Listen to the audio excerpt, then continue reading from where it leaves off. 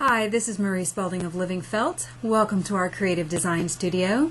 Today we have a little tutorial on some really fun needle felting projects that you can use to adorn a gift any time of year. Ours are in a Christmas theme, but you can do this same project for any birthday, wedding, anniversary, or even baby shower. And the first item we have is a little gift card holder. Fits perfectly, and you can see that we have trimmed our edges, sewn on a little handle, and even made him a little 3D with a scarf that lifts up, and covered our stitches in the back. So this is our snowman, one of my favorites. We also have a little Christmas tree done in untraditional colors, a bright green and a turquoise blue. And again, we've hid our stitches in the back with a little bit of felt, and this is needle felted design. Also an option is to make a little pillow type ornament. This is our little bluebird, and you can see that it's a little stuffed pillow. It could also become a gift tag like Rudolph here, one of my favorites.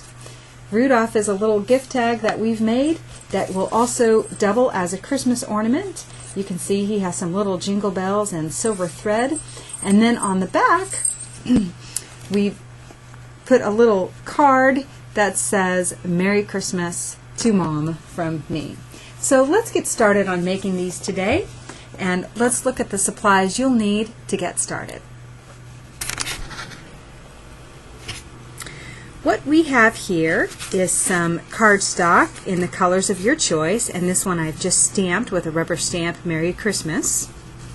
Some needle and thread, or you could use a sewing machine if you prefer.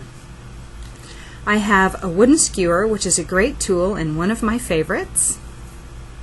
We have an iron-on transfer pen, which is optional but a great way to get your designs onto your felt. Some jingle bells or other adornments as you desire.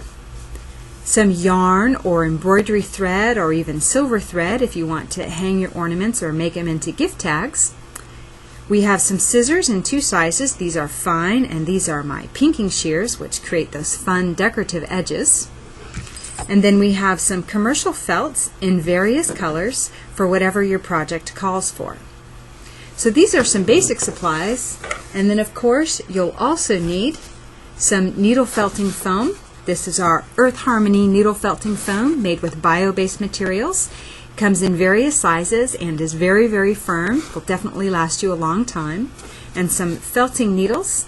I'll be using a 38 star today, which is one of my favorite, but we also sell these in a variety pack. And make sure to always keep your needles in your foam when you're not using them, or you can tuck it all the way into the side flat for storage and carry it with you. You'll also need wool in your choice of colors, and today we'll be working with Merino Cross, and we also sell New Zealand Corriedale, which is fun, bright colors. You'll find that this is very satisfactory to work with and gives you some really quick results. So why don't we get started? The first thing we need is to have a design, and I have here a little Christmas tree. And this is a little stocking. We're going to make this Christmas tree, and to get your design onto your felt, in this case we used our iron-on transfer pen. So you will need some designs, and you can get those from a magazine or on the internet. So here are some basic designs, including our Christmas tree.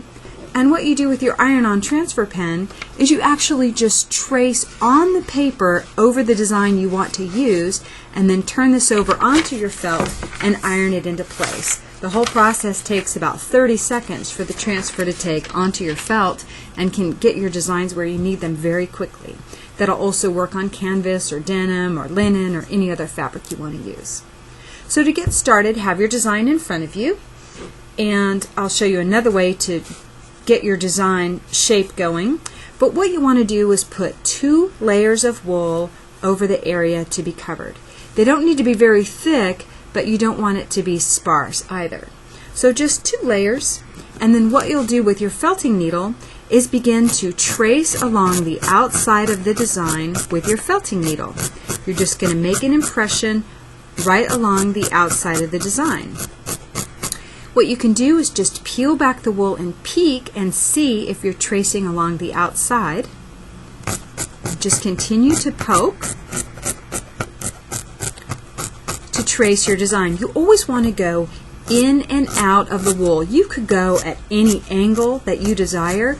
Just don't try to pull or tug on the wool. Any sideways pressure on the tip of this needle will very likely snap it off. They're very, very brittle.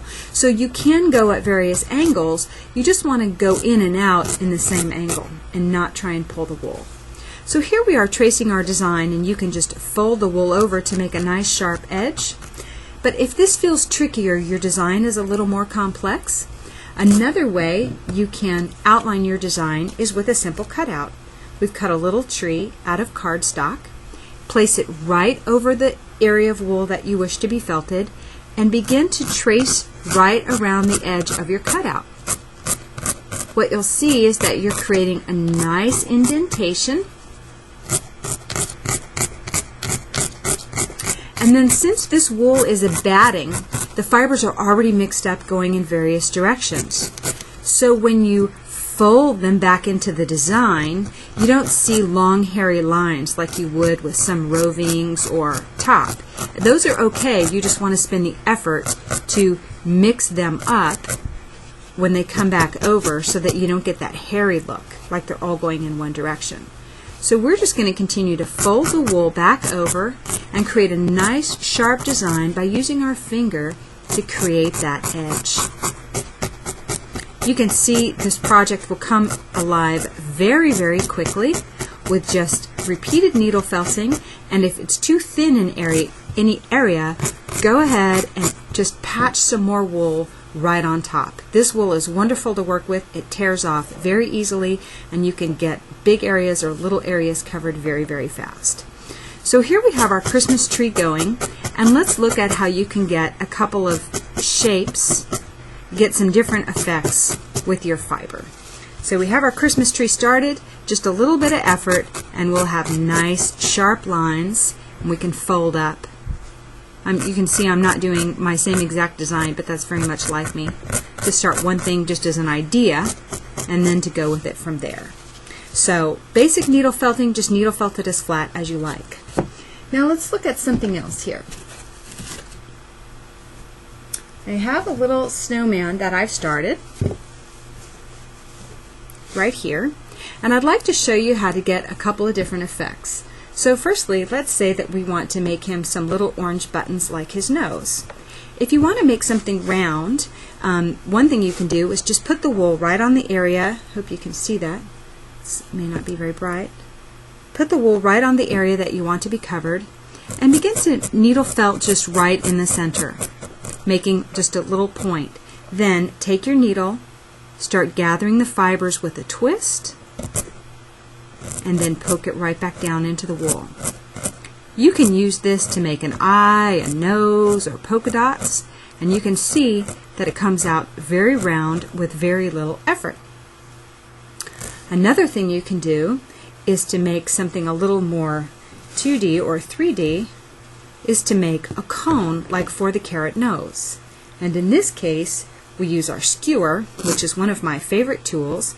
You're just going to take the tip, and we include this same tip on this technique on our basic needle felting video, I think. You're going to twist a little bit of the wool on there, and then just use your finger to basically dry felt it. Remember that when we're felting, really what we're doing is entangling the fibers. The fibers have little one-way barbs on them, just like the needles do. And as we agitate them or mix them up, they hook onto each other and then don't come undone. Here we're basically dry felting, but with our fingers.